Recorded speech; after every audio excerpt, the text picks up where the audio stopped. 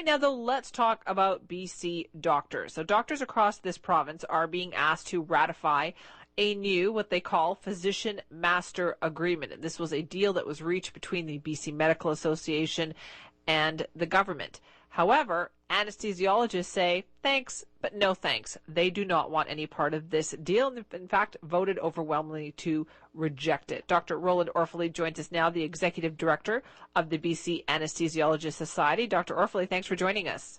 Thanks for having me on, Simi. So tell me, what is it? Is it true that the anesthesiologists have voted, 97% to reject this deal?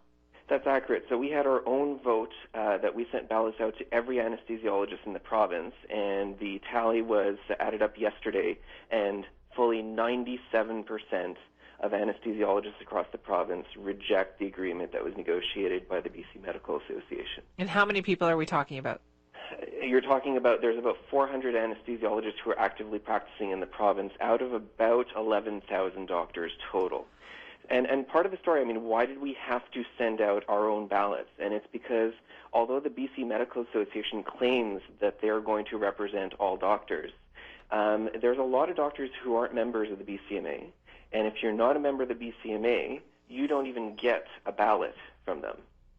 So your group took it upon itself to make sure that your members got ballots? And not just our members. We said any anesthesiologist that we know of who's practicing in the province, here's your ballot. Let us know what you think about the agreement. Very democratic, and the democratic answer was, no way, this agreement is not good for patients, it's not good for taxpayers, and we're not going to be a part of a sham. Right, but the truth is, Dr. Orfaly, will this have any kind of an impact on the actual ratification of the deal? Well, this alone, no, but this issue goes way beyond just the anesthesiologists. There are a lot of other doctors who are not happy with the deal, are not happy with the way the BCMA functions or dysfunctions. We've had contact with family doctors, internists, surgeons from across the province saying exactly what we're saying, that this deal is not right for the province. All right, and what are the concerns with it?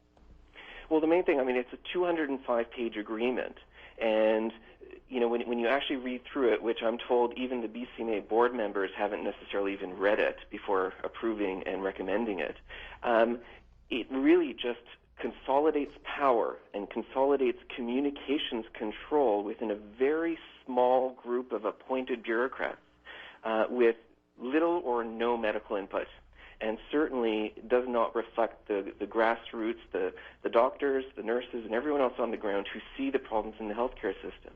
And I think what bothers doctors in general the most about this agreement is the way that it controls the message. There's dozens of committees that function at the BCMA. You're putting doctors into these rooms where they think that they're actually improving the situation. They're bringing in innovative ideas. The agreement would actually say that there's no public communication about what's going on unless it's approved by the one Physician Services Committee, which is unelected. You've been very vocal on this topic. We've spoken to you several times on it, but what kind of response have you gotten from, say, the BCMA or even the government? It's really just platitudes. It's, oh, yes. After the agreement's signed and after we already implement it, we'll sit down and we'll talk to you and make sure that you understand how well represented you were in the whole process. We've been through that. I sat through hundreds of hours of review committee meetings with the government and the BCMA 3 years ago in 2009. They endorsed 17 solutions for the healthcare system that we put on the table. They endorsed it. They agreed. The government and the BCMA said, yes, that makes sense. Let's do it. They walked away from those. You brought up concerns about the fact that you've also seen at the regional healthcare level. That was the last time that we talked, and that, raised up a lot. We heard from the health minister on that. Do you stand by those numbers? Absolutely. So what we did was we looked at how much of the $17.5 billion a year that goes to healthcare in BC was actually being used by administration. And this was from the ministry and the health authority's own budget documents. And they report, when you add up the 6 health authorities and the Ministry of Health in Victoria, corporate services and administration add up to $1.4 billion a year. Now, they've come back and they said, well, it includes things that they don't consider to be administration. Let me give you an example. The chair of communications for Vancouver Coastal Health Authority wrote complaining that his salary shouldn't be included because he's not an administrator, he's a public relations person. But that's still paid for by the taxpayer. Exactly, and it's not about patient care. That's the point. And the other point is all of this money that's not for patient care, and I don't care what you call it, administration, corporate services, management, it's something that's not about frontline patient care. That budget went up over $300 million in the last 3 years. That's not what this government promised us when we were in the recession. They said we are going to try to take money away from the non-clinical and focus it on patients. That's not where the money's gone. $300 million more a year is going to the non-clinical, the non-patient care stuff. Dr. Orfaly, though, your group and you as their representative, you're the only group of doctors who speaks out about this. We don't hear very much. I remember being the health reporter back in the days of the NDP government, and the BCMA was very active against the government. We haven't heard very much from them in that regard in the last few years. And that's a very interesting point. You've probably heard nothing from the BCMA that's been negative about the healthcare system over the last 11 years. And I ask you to think about the politics of that time period. When you think about who's actually involved in the BCMA structure right now, who runs the show, and how closely aligned they are to the current government, this is part of what's concerning a lot of doctors, not just anesthesiologists in the province, is how closely aligned the BC Medical Association is to the current government. And what do fellow doctors say to you? I mean, you're so vocal about this. A lot of them agree, and a lot of them are actually speaking out. Some of them would probably love to be on your show. And we would love to have them. Yeah, and there's a lot of others who simply are scared because you know what? When you stick your head out like I'm doing, you get a lot of shrapnel. And most doctors, that's not why we went into the field. We went into the field to look after patients one-on-one.